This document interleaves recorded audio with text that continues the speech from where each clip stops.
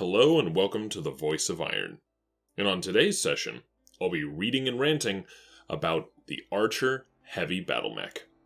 First, I'll be going over the canon information that we're aware of from SARNA.net, talking about the variants, and then I'll be giving my own opinion at the end. Description: the origins of the Archer date back to 2458, when Earthworks Incorporated debuted a prototype known as the ARC-1A Archer. The design was created at the request of the Terran Hegemony's HAF for a new heavy fire support battlemech, and took nearly 9 years to finalize. This was in part due to the design team, a combination of former HAF mech warriors, field technicians, and general officer consultants, and the company's engineer team, led by supervising engineer Lynn Tommy, squabbling over theoretical and practical issues. The complex engineering proposal brought before the HAF included complicated, hard-to-repair stabilization equipment and advanced computer-slaved sensors, meant to make the Archer the most accurate battlemech in existence.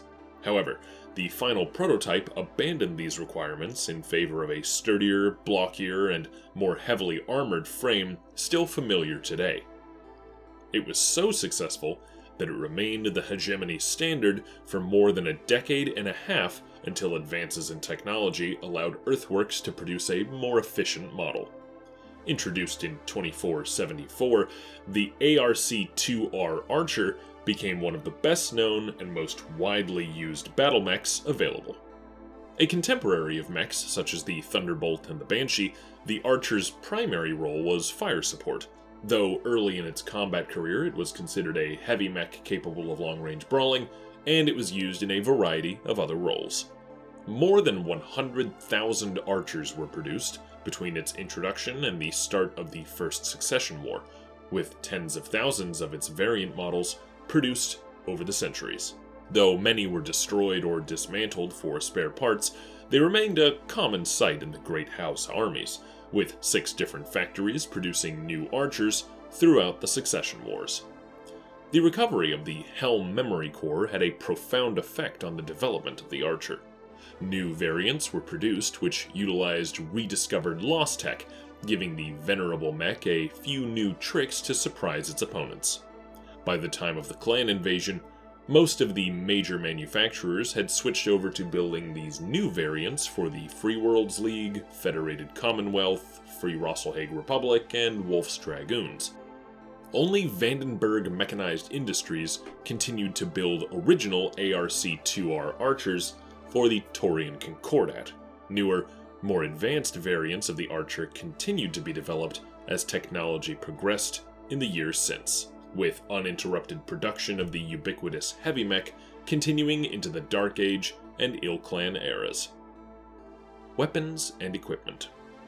The Archer is primarily armed with a pair of Doombud LRM-20 missile launchers with 4 tons of ammunition, enough for 2 minutes of continuous fire. The ammo was split between the side torsos. When the design was still relatively unknown, some Archer drivers were known to keep their missile bay doors closed in order to fool the enemy, but this trick has since lost its effect. For close combat situations, the Archer carries 4 diverse optics Type 18 medium lasers. Each arm is equipped with a laser, and the other 2 mounted on a centrally located turret above the cockpit, giving them a clear field of fire to attack targets behind the mech. Though not a particularly adept hand-to-hand combatant, the Archer's oversized battle fists served it well in close combat and allow it to easily pilfer supplies when taking part in a raid.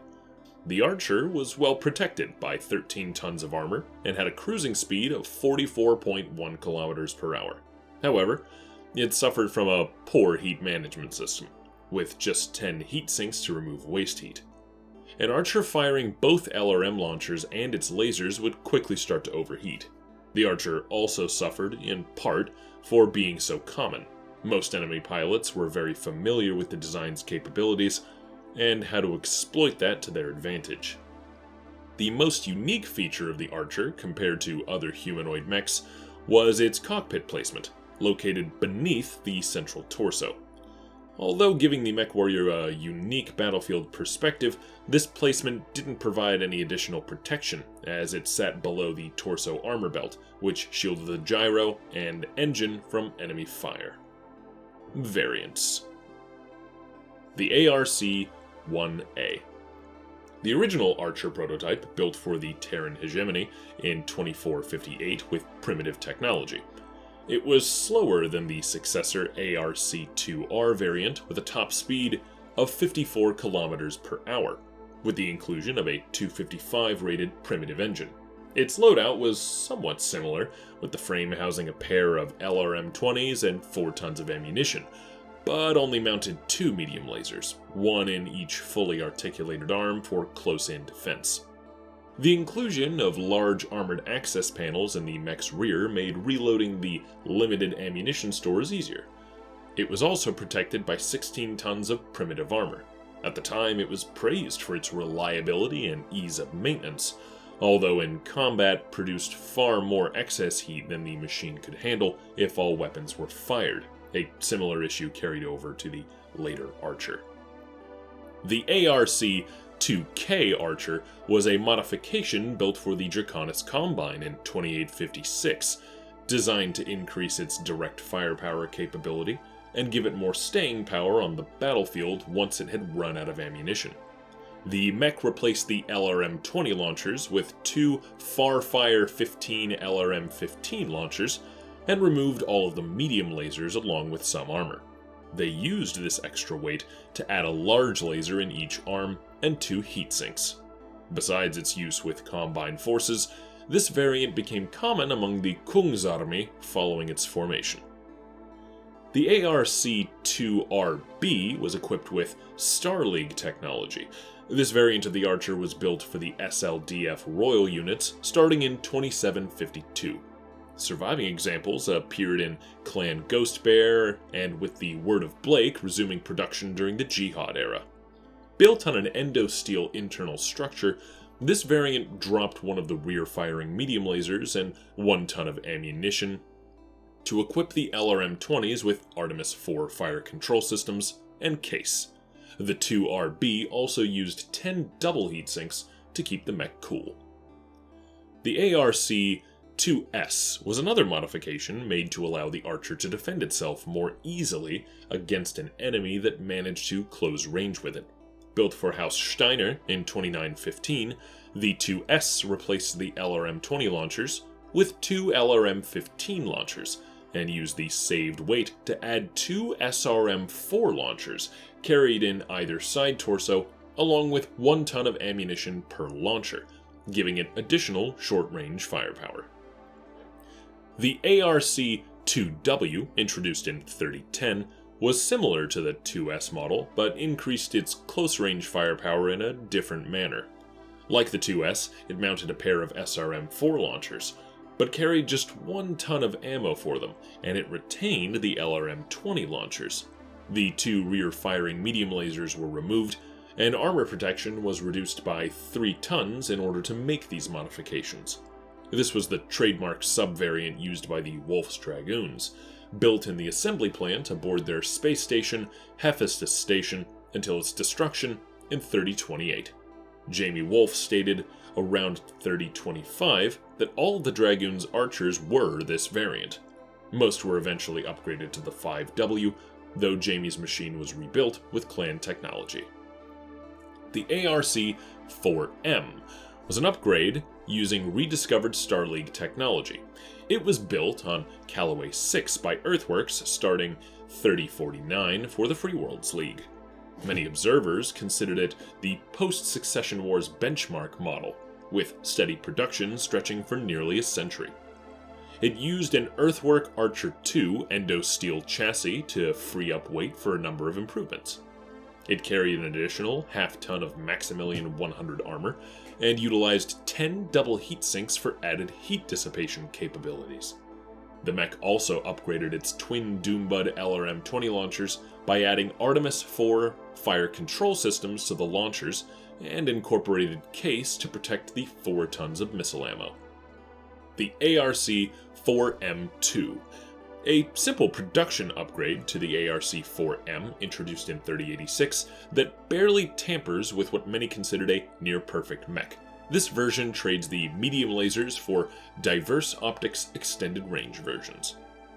The ARC-5CS was developed by Comstar for the Battle of Turkaid.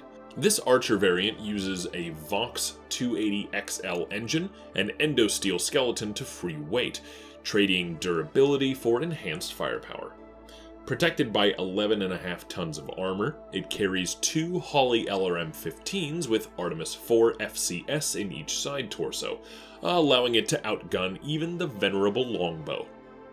The arms carry the typical diverse optics Type 18 medium laser, and the rear-firing lasers are removed. The biggest drawback is the location of the missile ammunition. Though a ton of ammunition is carried in each side torso, the legs each carry 2 tons of ammunition. Elementals quickly learn to target the legs to disable the mech. The ARC-5R was built by the GKT Enterprise Factory on Statulis for the Free Rosselhague Republic. The 5R was introduced in 3050 and bore similarities to the 2K model of the Archer. It carried a pair of Farfire LRM-15 launchers, but mounted 2 Victory Nickel Alloy ER large lasers, one in either arm, in place of the medium lasers. It also linked Artemis 4 fire control systems to the launchers, and utilized 12 double heatsinks to improve waste heat dissipation. Despite being built around an endosteel chassis, these improvements necessitated a decrease in armor protection by 2 tons. The ARC-5S variant of the Archer, built out of Defiance Industries' massive Hesperus II complex in 3050, was the official variant for the armed forces of the Federated Commonwealth. The 5S upgraded the engine to an Edisic Motors 280XL engine, cutting the engine's weight in half while retaining the same speed profile. The 5S also reduced the LRM-20 launchers to Coventry Starfire LRM-15s. This saved weight was used to add 2 Coventry T4H Streak SRM-2 launchers, one in each arm, and fed by 2 tons of reloads in the side torsos. They also upgraded the 4 medium lasers to medium pulse lasers. Finally, the mech carried a Doring Electronics Glowworm Narc missile beacon launcher in its left torso, along with 1 ton of ammo. This allowed the Archer to tag enemy units with a beacon so that friendly mechs could more easily hit the unit with their own missile weapons. All of the ammunition carried by the 5S was protected by case. The ARC-5W was an upgrade of the 2W variant, and was produced for Wolf's Dragoons by Bowie Industries in Alarion. This was done in an orbital mech repair facility which was converted into a mech assembly line. Introduced in 3050, the mech was upgraded with an XL engine to save weight, and used 10 double heatsinks for greater heat dissipation. It retained the 2 LRM-20 launchers, but replaced all other weaponry with 1 Thar Hess Blue SRM-4 launcher in each arm, and a Doring Electronics Glowworm Narc missile beacon launcher in the center torso. The 5W was supplied with 4 tons of LRM reloads, 2 tons of SRM reloads, and 2 tons of Narc reloads, all carried in the case-protected side torsos. The ARC-6S variant of the Archer was built in 3067 by Bowie Industries using a new, light fusion engine, which weighed 3/4 of the mass of the original engine. The mech carried 2 LRM-20 launchers linked to an Artemis 4 fire control system, 2 Streak SRM-2 launchers, and 2 medium lasers for close combat. As a defensive measure, the mech had an ER small laser mounted in the rear of its head. The variant carried 6 tons of ammo for the LRM and 2 tons for the SRM, all of which were protected by case.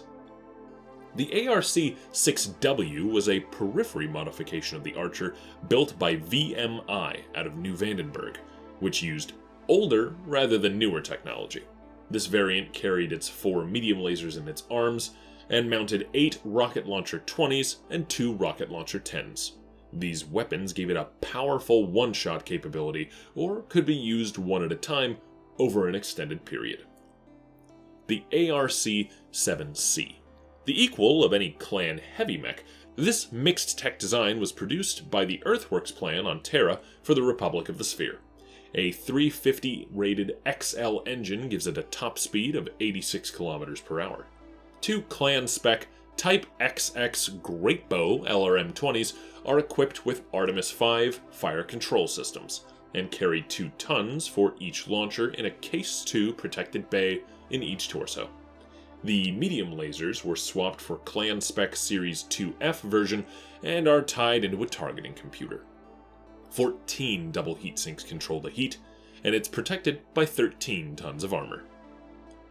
The ARC-7L, built for the Capellan Confederation by Earthworks in 3067, the 7L variant of the Archer incorporated new stealth armor and a Guardian ECM suite for protection against enemy electronics, in addition to making the Archer harder to target. The mech carried 12.5 tons of stealth armor, and was armed with 2 LRM-20 launchers with Artemis 4 pods and 2 ER medium lasers. The trade-off for this massive upgrade was that the mech's top speed was reduced to 54 km per hour. In an attempt to compensate for this, the mech also had 3 jump jets mounted, making it capable of jumping up to 90 meters at a time. The 7L was to enter the Capellan Confederation Arms Forces in new Shadow Lances. The ARC-7S was an upgrade of the 6S model, and was introduced in 3070. It used Duralex Guardian heavy ferrofibrous armor with case in place of endosteel structure used in the 6S. The 7S had 2 LRM-20 launchers with Artemis 4 for increased missile accuracy and, for close-range defense, carried a diverse optics ER medium laser and a rear-facing Magna 200P small pulse laser, in addition to the pair of Hovertech Streak SRM-2 launchers. The ARC-8M variant of the Archer was built on an Earthwork Archer 2 endosteel chassis and mixed elements of several past variants. Introduced in 3067 by Earthworks for the Word of Blake militia, this variant was armed with 2 Delta Dart LRM-15 launchers linked to Artemis 4 fire control systems in either side torso, and a diverse optics Sunbeam ER large laser in the center torso for long-range combat. It also mounted 3 diverse optics Sunfire ER medium lasers for short-range support, 1 in each arm and the 3rd in its head. This made the 8M effective at all ranges and gave it both long-range direct and indirect capabilities. The 8M was protected by 13.5 tons of Maximilian 100 standard armor, which was better sloped in order to deflect weapons fire more easily.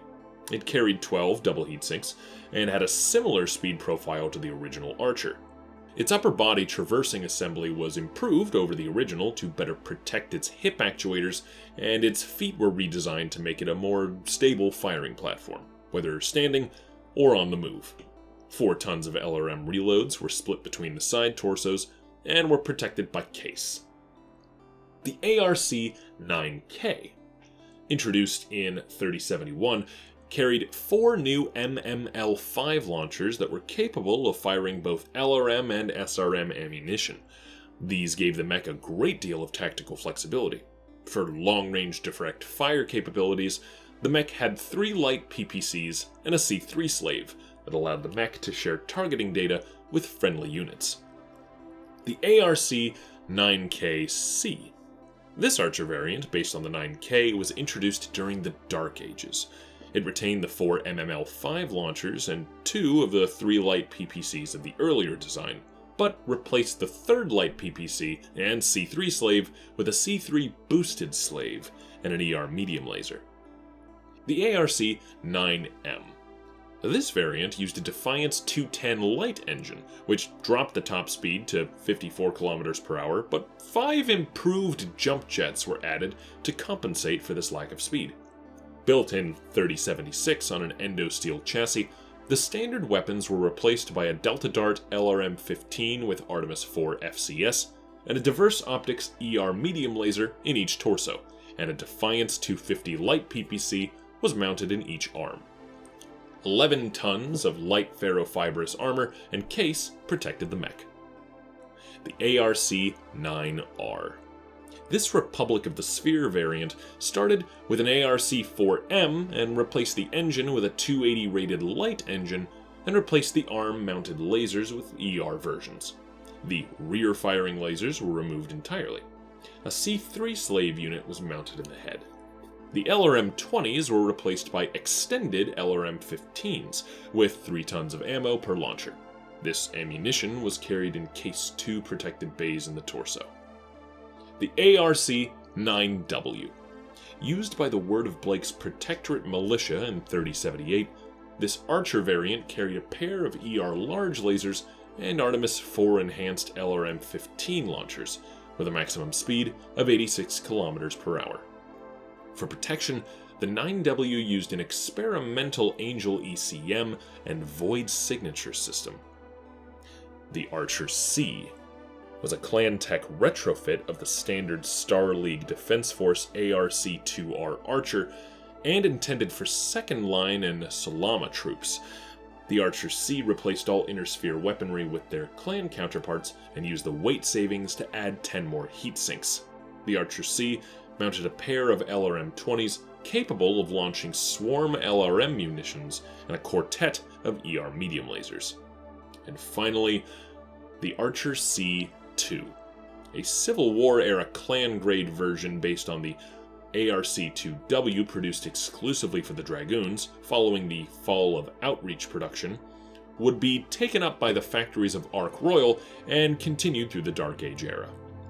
The Archer C-2 mounts 2 Clan LRM-20s with Artemis 4 functionality as its primary weapon group. The Archer C-2 also mounts a pair of Clan Streak SRM-4s for close-range firepower and a Clan medium pulse laser in each arm, complete with point defense package. 12 double heat sinks provide adequate heat dissipation, but operators should be wary of this variant's propensity to overheat itself with repeated alpha strikes. Now, when it comes to design quirks, the Archer does have the benefit of battle fists and can even be used as a command mech. It's also stable and ubiquitous. The ARC-1A has all of these abilities as well, and it's easy to maintain, has an extended torso twist, and it's still stable, but it does suffer from being obsolete as of 2485, and it was known to have a difficult ejection. Personal notes. Well, now it's time to talk about my personal opinions on the Archer. And, as per usual, I've gotten most of my time behind the, well, controls, as it were, or under the neurohelm. You know, how do you say behind the wheel for a mech? Anyway, I've gotten most of my experience riding one of these things in MechWarrior 5, and I have to say, it is the most fun I have ever had standing still. Now, I love the longbow from both, MechWarrior 5 and MechWarrior 4 Mercenaries. But that said, there's just something a little different about the Archer. There's something fun about getting into a good firing position, sending my lance mates ahead who are better at brawling, picking out targets, and then just hearing and feeling twin LRM-20s launching off of the shoulders immediately. It is a sight to behold. It is a real fireworks display. Yes, the longbow also has twin LRM-20s, but there's something great about just both sides of the cockpit erupting in the fire of 20 rockets going off at once. As usual, I have taken the glorious design and I have tweaked it to my own ends. In particular, this thing does really have an overheating problem. I mean, the standard 2R is just, it really overheats badly. So, of course, I did what probably a lot of mech warriors do. I stripped out 2 of the medium lasers and instead popped in 2 more heat sinks, and even then I still have to cycle my heat a little bit, but man is it fun. But even then, that said, especially if you keep all 4 medium lasers in there and you're good at cycling your heat, this thing is dangerous. A lot of people like to talk about how good the catapult is both at long distances and paradoxically up close, because it looks like a dedicated support mech but instead is actually quite capable in both roles. Well, the Archer does that, and it's heavier and thicker. More than that, sure, it's a more dedicated long-range mech, but 4 medium lasers is 4 medium lasers. That can cook people, especially if you strike with all 4 lasers at once. Now, that's not gonna do your heat gauge any favors, don't get me wrong there. But nonetheless, I mean, this thing is not defenseless up close. Plus, those battle fists are not just for show. You are driving a 70-ton mech. That's a decent amount of damage each swing. The point is, this thing is formidable up front if you can even get to it, and even then, especially if you have dedicated brawling lance mates, you're not gonna get close to it. Again, I would probably summarize my experience with the Archer as the most fun I've had in a mech standing still. Because once I find a good spot, I recall dropping on an ice planet at one point. Oh, of course it was an ice planet. On ice worlds, you don't need to worry about, heat nearly as much. So I drop down there, and it's a simple extermination mission. Bunch of guys I need to get rid of, they're coming roughly at me. I pick a nice position on a ridge, and I just open fire. Some of my brawling buddies ran up front to go ahead and give them something to attack, give them something to look at, and all the while, twin LRM-20s are raining fire down upon every single target, bop after bop after bop. And sure enough, with pretty much the only movement I had being leaving the dropship and getting to the edge of a ridge, I just did not have to move the entire time. And it was great. I realize that can sound boring, and yeah, look, if every mission went that way, I could understand that. But every now and then, especially if you've just come out of a light mech and you are just like, oh, I don't want to micromanage having to move that fast or anything, it's nice to kick back, pour up some coffee, and just park yourself in an advantageous position and let the LRM-20s do all the work. It's a fun mech. I think I say that for a lot of the mechs, but it really is a fun mech. I like to drive it. I especially like to open fire with it. There's just something satisfying about that many missiles flying past your cockpit. And in general, especially if you're more of the backline sort of commander, or if you prefer more of a support role for long-range firepower, try out the Archer. And if you haven't, I think you're really gonna like it. Anyway, that concludes today's reading and rant, and thank you for listening to my voice.